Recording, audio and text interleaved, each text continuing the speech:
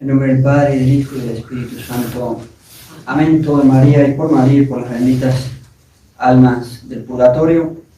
Queridos hijos, domingo cuarto después de Epifanía. Primeramente queríamos reseñarles y enseñarles y hacerles constar el interesante manejo que hace la Santa Iglesia Católica de los textos que ella escoge a través del año para sus misas. En realidad es el Espíritu Santo, el patrono de la liturgia, la tercera persona de la Santísima Trinidad.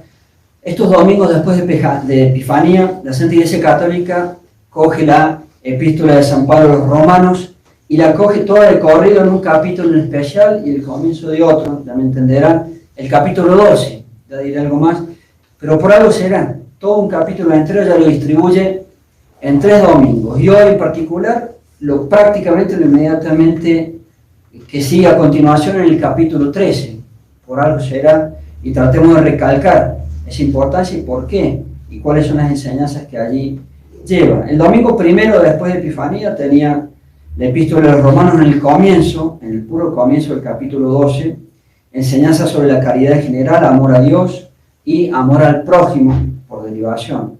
Entre paréntesis allí quedó un poco de lado porque la Santa Iglesia Católica con los años puso en ese domingo la fiesta de la Sagrada Familia.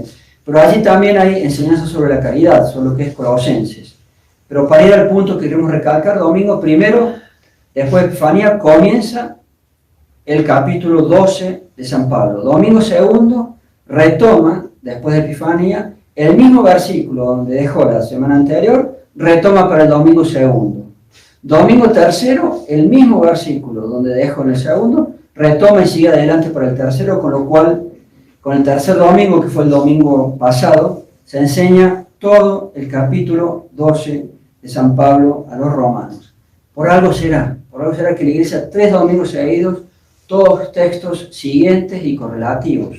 Y hoy, que es el domingo cuarto, prácticamente sigue la correlación, porque empieza el capítulo 13, y si bien para la misa se salteó el comienzo de los primeros 7 versículos y pone a partir del 8, y también son enseñanzas de la caridad hacia el prójimo. 4 domingos con una sola epístola, con un solo capítulo, podemos decir, el comienzo del siguiente.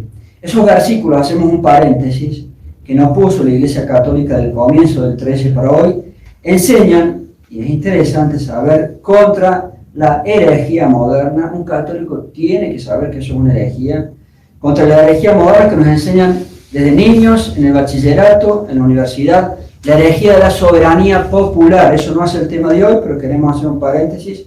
Esos versículos los salteó para la misa de hoy y sigue con el tema de la caridad desde el 8. La herejía de la soberanía popular. El poder viene de Dios. Toda autoridad viene de Dios.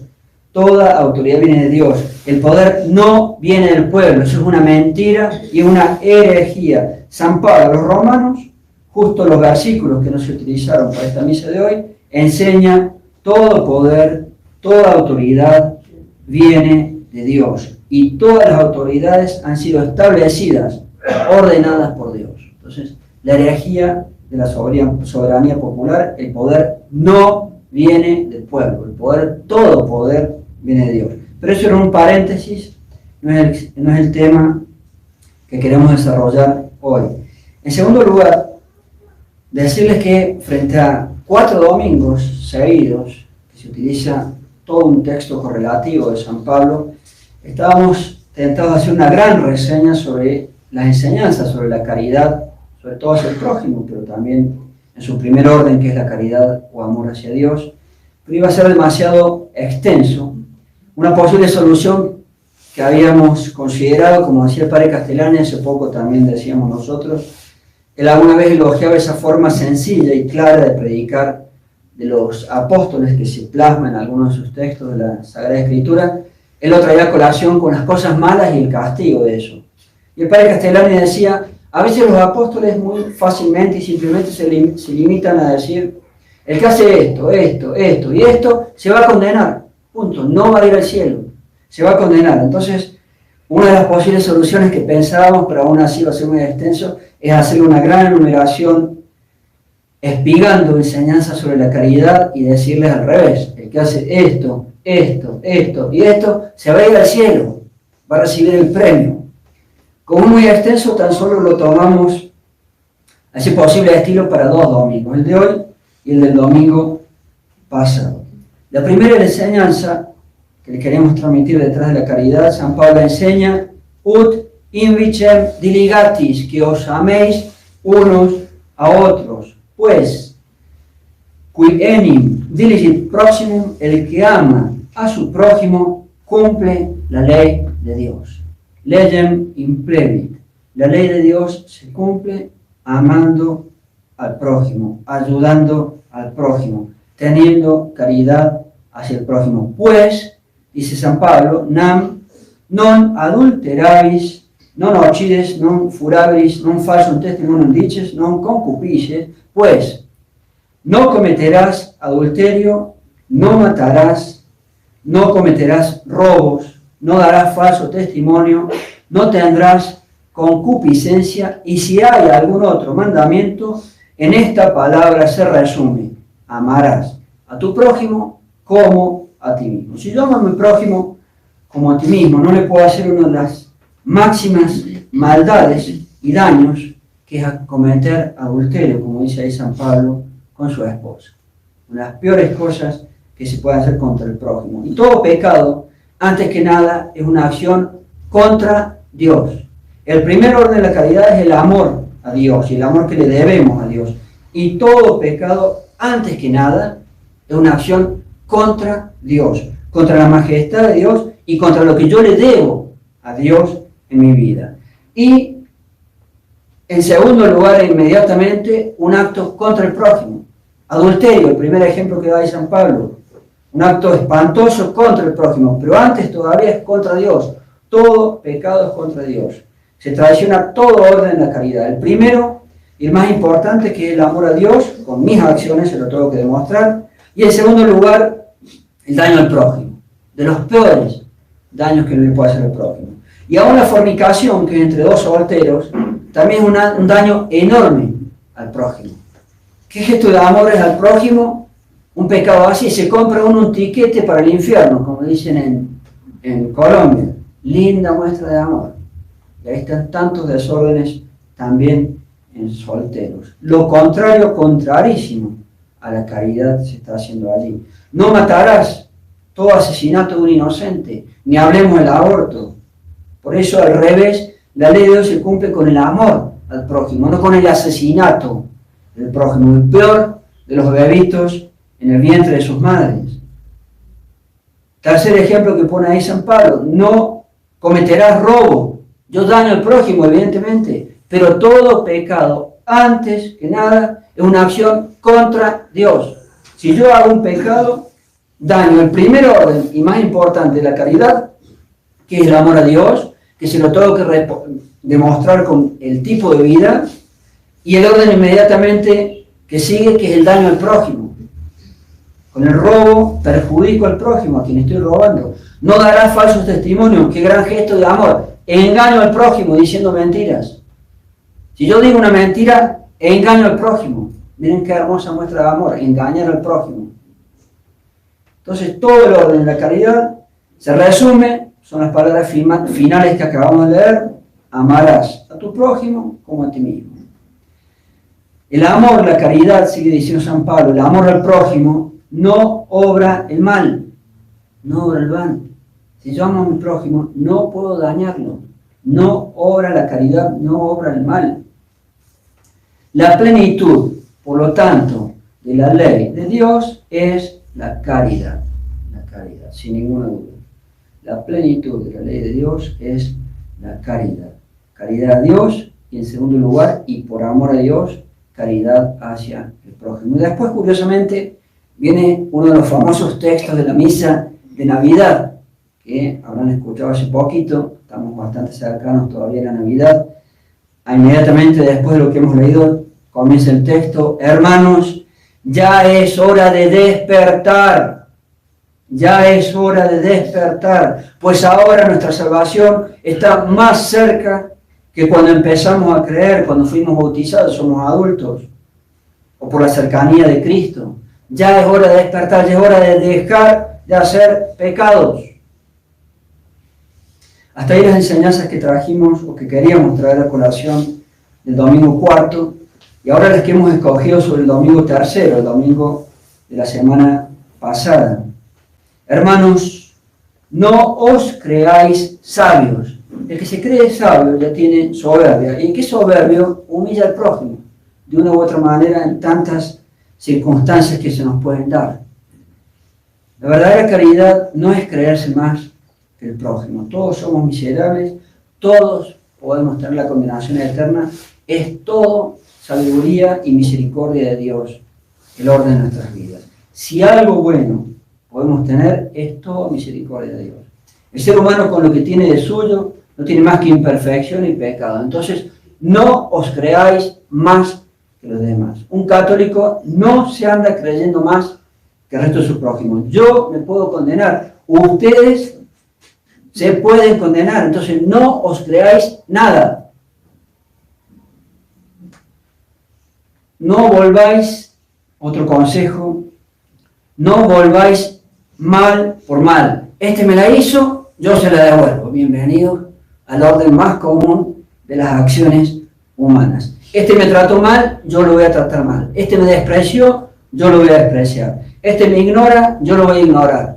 No devolváis mal por mal. San Pablo, nulli malum pro malo redentes. No devolváis a nadie mal por mal. Al revés, al revés. Providentes, procurad las acciones, los bienes, no solo delante de Dios, hacer acciones buenas, no solo delante de Dios, sino también delante de los hombres. ¿Por qué? Porque si yo hago acciones buenas, doy buen ejemplo. Y el buen ejemplo también a veces incita a las personas a que ellas también obren bien. No devolváis mal por mal, sino hacer el bien, las acciones buenas, no solamente delante de Dios, sino delante de los hombres. El bien también impulsa a que otros también quieran imitarlo. Esa es la verdadera caridad, obrar bien para hacer el bien por el ejemplo, también al prójimo. En cuanto fuere posible, esta parte es muy importante, bienvenidos al cada día de nosotros los seres humanos, escuchen. En cuanto fuese posible, en cuanto esté de vuestra parte, tener paz con todos los hombres, no andar todo el tiempo con peleas, todo el tiempo con problemas.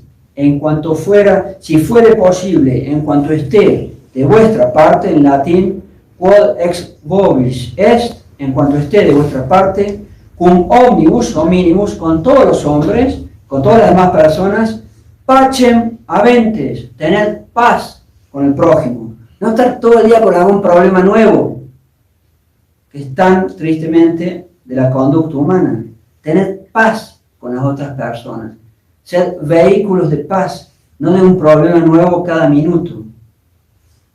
Esa debería ser la regla de todo hombre, con mayor razón de los hijos de Dios, de nosotros los católicos. Nos tendríamos que caracterizar por el buen trato, por el pacem, dice ahí en latín, por la paz con el prójimo, por el buen trato, por ser personas sencillas, no personas complicadas, de trato complicado, por ser agradables, afables con el prójimo. Esta debería ser nuestra cualidad saliente como hijos de Dios y como católicos. Y muchas veces fallamos todos. Y no debería ser así. El primer orden de la caridad que se me exige en este trato bueno hacia el prójimo es mi propia familia. Por favor, ¿cómo puede ser que algunos, y es lo más común, se pueden comportar bien puertas afuera y puertas adentro exageros? Son insoportables. No puede ser. Donde más amable debo ser, donde más afable, donde más caritativo, donde más debo crear un ambiente lindo, es dentro de mi familia. El primer orden de calidad me exige ser así con mi esposa, y la esposa con el esposo, y los papás con los hijos, y los hijos con los papás, y los hijos entre sí. Dios no me da hermanos y hermanas para que me esté peleando todo el día con mis hermanos. Dios me da a mi familia para que nos amemos. El primer orden de esa cualidad saliente que no tenemos, de ser agradables, afables y caritativos con el prójimo, el primer lugar para ejercitarlo es dentro de mi familia. y después afuera también, por supuesto, pero antes que nada dentro. Y no algunos que puertas afuera son un amor, vuelvo a repetirlo, y puertas adentro son insoportables con el resto de la familia. No puede ser más agradable todavía con la familia. Y ya terminando en lo que habíamos escogido para esta prédica, algo muy famoso, inclusive muchos lo han comentado, y muy importante, pero claro, en latín la palabra que se usa confunde un poco en el español, porque en latín no tiene el mismo sentido. Si esurierit inimicus tuus chiva illum, si sitit potum daile. Si tu enemigo tiene hambre, dale de comer. Si tiene sed, dale de beber. La palabra enemigo en español quedó con una fuerza que en el latín no lo tenía de suyo. Porque enemigo yo le digo al enemigo de mi patria también. Pero en latín no. El inimicus, en latín, inimicus, es más para las rencillas diarias. Este me trató mal, este me cae mal, este no se portó bien conmigo. Es en el orden común de las relaciones humanas también. Porque el enemigo de la patria, algún latinista podría decir, y creo que no me estoy equivocando, es el hostes en latín. Ese es el enemigo, pero en español hay una sola palabra. Entonces, cuando uno dice, dale de comer a tu enemigo, sí, uno piensa algo extraordinario, no sé, alguien que está tirando bombas contra mi país, yo le doy de comer. No, la palabra inimicus en latín es el prójimo con el cual yo he tenido algún problema. Y a pesar de que yo he tenido con ese prójimo común algún problema, a eso también se refiere la palabra inimicus. Yo lo trato bien, no devuelvo mal por mal. Haciendo esto, dice San Pablo, ocen infacies, carbones signis, congeres super caput eius. Haciendo esto, tratándolo bien al que te trató mal, comportándote correctamente con el que tal vez no se portó bien contigo, amontonarás carbones encendidos sobre su cabeza. ¿Qué pareció tan raro, padre? O sea, amontono carbones encendidos sobre su cabeza si me porto bien con el que me trató mal. ¿Qué significa eso? De hecho, esa expresión está en los Proverbios en forma casi literal, como la repite San Pablo allí. En Proverbios dice, si esurierit inimicus tuos chiva illum, si sitierit dae aquam vivere. Si tu enemigo tuviese hambre, dale de comer, hasta allí conocida en forma literal. Si tuviese sed, dale a él agua para beber. Ahí hay un pequeño cambio, pero es la misma frase. Y continúa, prunas enim congregavi super caput eius dominus redentivi. Haciendo esto, congregarás brasas encendidas sobre su cabeza y Dios te recompensará. ¿Qué quiere decir eso? Si me porto bien con una persona que me ha tratado mal, si me porto bien con una persona que tengo un problema, amontonarás carbones encendidos sobre su cabeza y Dios te recompensará, Dios te va a premiar. ¿Qué quiere enseñar la Sagrada Escritura con esto? Dos posibles sentidos. El primero, amontonar brasas o ascuas sobre la cabeza de algunos significa retribuir con beneficios o con bendición el mal recibido. Me trató mal, se portó mal conmigo, me ha hecho un cierto daño, yo me comporto bien.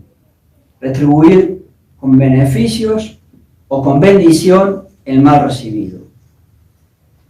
Monseñor Strobinger, haciendo alusión a estas explicaciones, dice, entre otras palabras, que las obras de caridad que lleguemos a hacer hacia las personas con las cuales hemos tenido un problema, el día a día de cualquiera de nosotros, las obras de caridad que podamos hacer hacia esas personas pueden encenderle a esas personas, encenderlas en el amor o caridad en general, para ser mejores hijos de Dios, o inclusive hacia nosotros. Y lo relacionan con el remate de la epístola a la cual estamos haciendo alusión. Si yo me comporto así con el que se portó mal, estoy practicando lo último que se enseña en esta misa a la cual aludimos. Dice, noli vinci a malo, sed vince in bono malum, que significa no seas vencido por el mal, sino que tú vence al mal con el bien.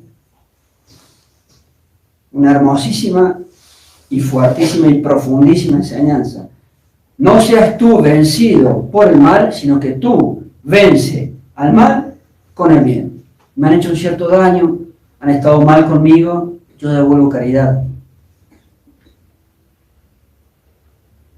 Y San Agustín, que lo trae a colación Monseñor Strobinger, dice: ninguna mayor incitación al amor, a practicar la caridad, que adelantarse amando.